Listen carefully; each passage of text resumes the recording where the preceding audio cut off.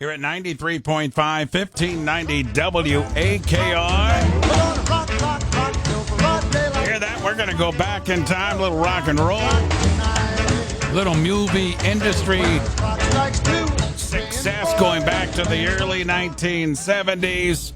We are going to bring in our film study professor. We're going to film school today with my good friend Joe Fortunato today as we go back to the 1973 movie American Graffiti. And I've been mentioning throughout the morning, Joe, this movie launched many careers. It certainly spun off television ideas, and it was an iconic film. A lot of people forget that it was an Academy Award nominated film when you go back to 1973. But my friend Joe, you take it from there. American Graffiti. Well, good morning, Ray, and thanks for having me, as usual. Yeah, today we're asking the cinematic question, where were you in 62? Because that is exactly the tagline they used to market this film. And we are talking American Graffiti, released August 11th, 1973, directed by George Lucas.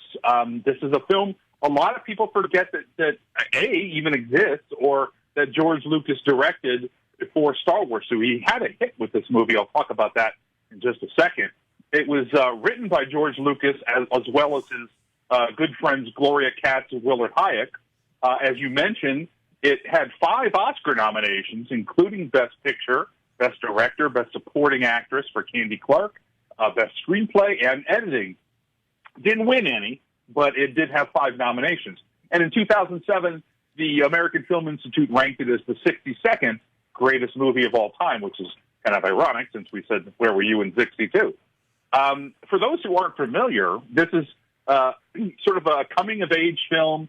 It happens all in one night on the last day of their high school graduation. A group of teenagers in California, on their final night, are just cruising the strip with their buddies before they go off in their different directions as would-be adults. And I really look at this film as sort of a predecessor for coming-of-age films like Fast Times at Ridgemont High and then Dazed and Confused in the 90s. So kind of every 10 years or so, there seems to be a seminal film like this that has, a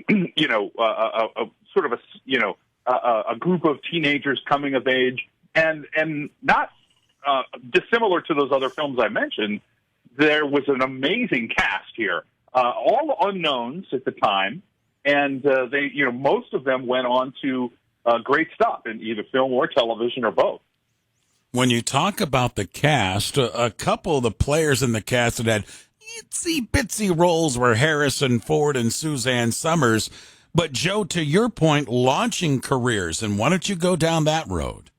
Yeah, well, we usually talk about casting and who might have been, and there really wasn't a whole lot for this because, like I said, they were all kind of unknowns. Harrison Ford initially turned down the film because he was only offered $485 a week, which was less than he earned as a carpenter. So it wasn't enough to support his family. When they upped the offer to $500, he accepted the film. Actually, Mark Hamill auditioned for a part. Of course, he would later become Luke Skywalker in Star Wars. He didn't make it, but that's a what might have been kind of a thing. The Wolfman Jack, who has a cameo playing himself in the movie, was specifically chosen by George Lucas because Lucas remembered listening to him when he was on the radio when Lucas was in high school. So there's a number of fun cast stories. One sort of misconception about the film, and I'll talk about this with Ron Howard, who is cast as Steve, in the role of Steve. A lot of people think that Happy Days, the television show, was a direct result of the success of American Graffiti, when actually that's not true, because Happy Days, the pilot, was filmed before American Graffiti.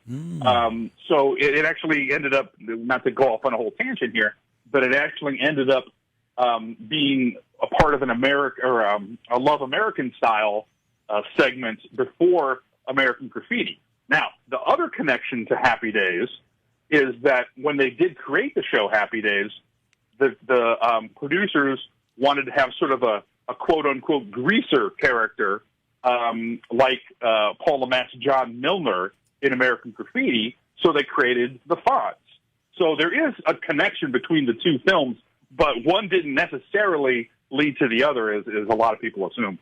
And, of course, with the Happy Days, also Cindy Williams, who went on to be Shirley Feeney, I think, in Laverne and Shirley, and Happy Days was also in the movie. But, boy, I was talking about this earlier this week with my wife when we talked about American Graffiti.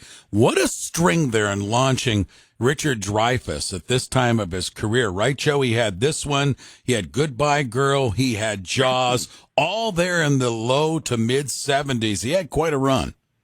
Yeah, he definitely did. And as we've talked about with Jaws, he didn't want to do that film, but he actually was put in contact with Steven Spielberg because of his friendship with George Lucas, and George suggested it based on working with him on American Graffiti.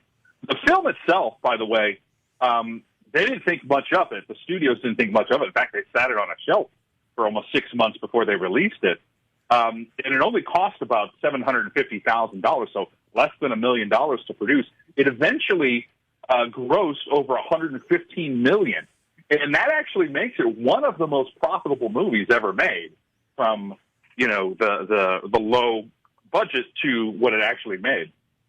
That's interesting, and I had that on my list of things to bring up to you because I saw the dollars of the profitability of the movie American Graffiti. Did they ever go back, because often you see it, and try to make a sequel to American Graffiti? Did they ever try to do that?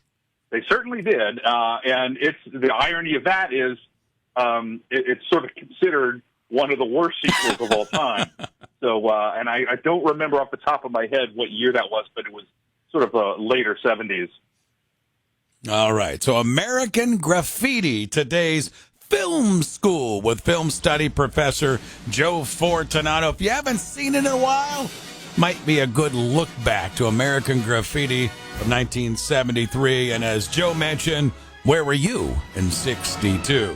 Joe, my friend, thanks for the visit as always. We'll catch up with you next week. Thanks, Ray. There you go. Joe Fortunato, Film School, WAKR.